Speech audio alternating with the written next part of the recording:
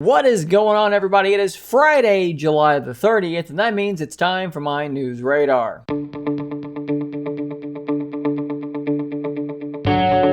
If this is your first time watching one of my videos, first off, thanks for stopping by. If you like today's video, consider hitting that like button or maybe subscribing to get more content just like this. Thanks. All right, let's jump back into the news story that just continues to give. Of course, that is Microsoft's Surface Duo 2. So the biggest thing in all of these leaked images that, of course, everybody's talking about, obviously, is the gigantic camera bump that is visible on the backside of the Surface Duo 2. And if we look at different angles, you can see exactly what I'm talking about. It's a big old camera bump. And a lot of people are really freaked out about how ergonomically how this is actually going to work. Well, rather than speculate, one of my very own commenters, someone who is a consistent commenter on my videos, who I appreciate greatly, decided, let's not just speculate, right? Let's do some work here and let's find out. Let's jump over to this comment. Sandra Payne said to me,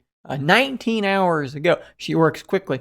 I decided today, since it's something I'm able to do being an engineer, use calipers to pull dimensions off the picture and scale everything from dimensions off of my Duo, and made a 3D model that I'm going to print out tonight and put on the back of my Duo to see what it looks like. For reference, the thicker side of the bumper scaled to about 3.1 millimeter, and the current bumper is about 2 millimeters thick. So the difference of the existing bumper is only about the thickness of about 11 sheets of paper.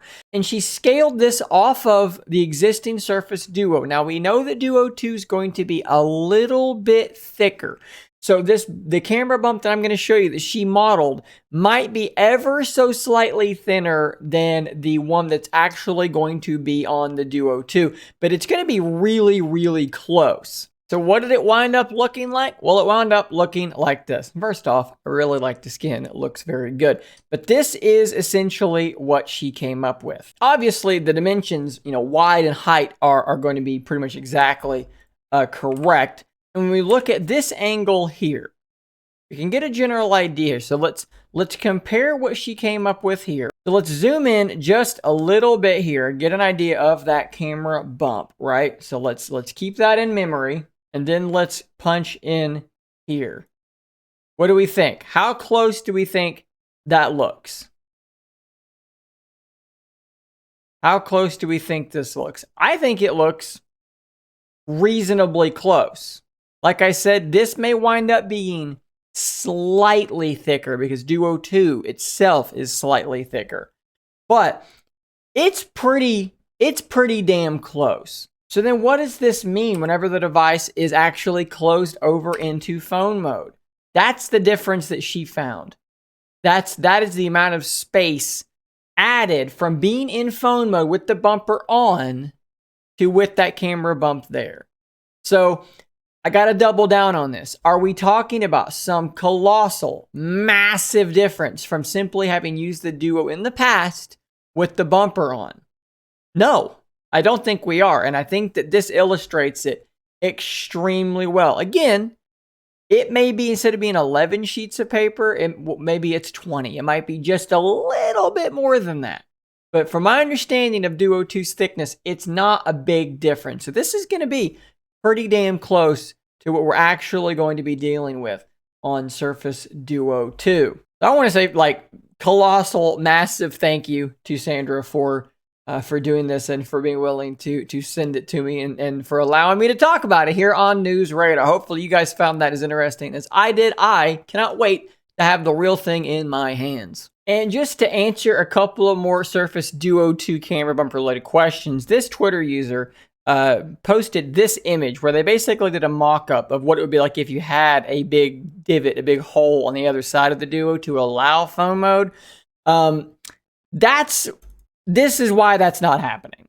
That divot is enormous, for one, and for two, as Daniel Rubino said in this thread, space is not free. So anything you would have been putting here, battery, NFC, just general, the board itself, can't be there. So you're taking up a massive amount of space to do this. So for those of you that ask why they didn't do something like that, well, that is going to be why. And then I also want to point out, I posted something on Twitter and on the community page yesterday. Where I did my own quick 3-minute edit of if you extended the camera all the way across Surface Duo, and you can read my text there in my post. And strangely, it seems like some of you didn't realize that this was a joke. But this is a joke. This is like, ha ha ha, funny sarcasm. So if you're taking me seriously on that one, don't. Okay, let's jump on to the next story, but it is actually another Microsoft related story. Now, a Twitter user actually sent me a link to this website, to this patent where this originated from, and I looked through my mentions and I cannot find this person, so I'm sorry that I can't credit you for suggesting this to me. That sucks, but I just can't find you. I'm sorry. There's too many mentions. I tried Control F searching for keywords. Can't find you. But anyways, here's what it is. Windows Central has a good article on it because the original article was in a different language, so we're going to use Windows Central's article here on this one. Microsoft's next Surface Book could radically redesign what a 2-in-1 is supposed to be like. So as we know now, the Surface Book is like a laptop, but the top screen can detach and then you have a tablet. Well, not a lot of people apparently detach the tablet and use it. Maybe Microsoft thinks that there's too much of a crossover between that and the Surface Pro line. Maybe there's, maybe they don't feel like there's a reason to have a Surface laptop, a Surface Pro, and a detachable Surface Book. So that's why they may be experimenting with this design in a patent that has been now revealed. So basically what we have here is a screen, the keyboard's down here, and this thing is able to basically do exactly what this HP Folio Elite does, which I think is a really interesting design. And it solves a lot of these problems because with the Surface Book, yeah, you can detach it and use it as a keyboard, but now you're losing battery and you're losing some processing power. And on top of that, you can only really squeeze Ultrabook sorts of hardware into that Surface Book because the processor has to be behind the screen, so it's limited real estate. So in something like this, you can have much more powerful internals down here. When you want to go to tablet mode, you just fold the screen down and then you're in tablet mode. You've got different angles that this thing could sit at, which is something that they show here. And in this patent, who knows, is this thing rigid enough that it could sit up like an Apple iPad Magic keyboard? Possibly, and I think that's actually a really cool design. I'm not a huge iPad fan in the sense that I just don't really care about Apple products, but the Magic Keyboard, while being wildly overpriced, is a pretty cool design. I like the idea of the screen being kind of up a bit further off of the keyboard. And if you're anything like me, you use your Surface Pro on the couch sometimes, actually on your lap, and it sucks for that because that hinge back there, the little flappy guy, just digs into your fucking legs and it hurts. It doesn't feel good. Sometimes I sit cross-legged and then it digs into my shins on each corner. Terrible experience. So what I wind up doing a lot is I fold the keyboard back around to have a base to be on, but now I've lost my keyboard.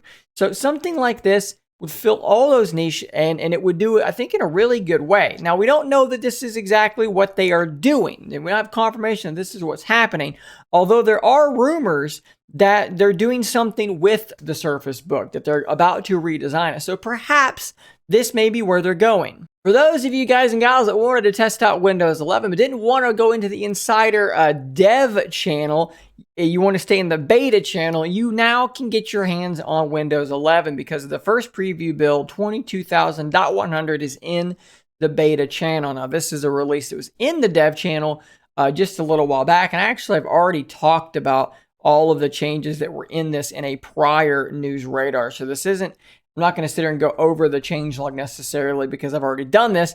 But the big news is beta channel does now have this release, which does indicate that they think that this thing is stable enough to leave dev and be in the beta channel. And they did also state that they're not going to be releasing a dev channel build this week. Before I close this news radar episode down, I do want to mention that I'm going to be a guest host on the OnMSFT podcast on Sunday at 12 p.m.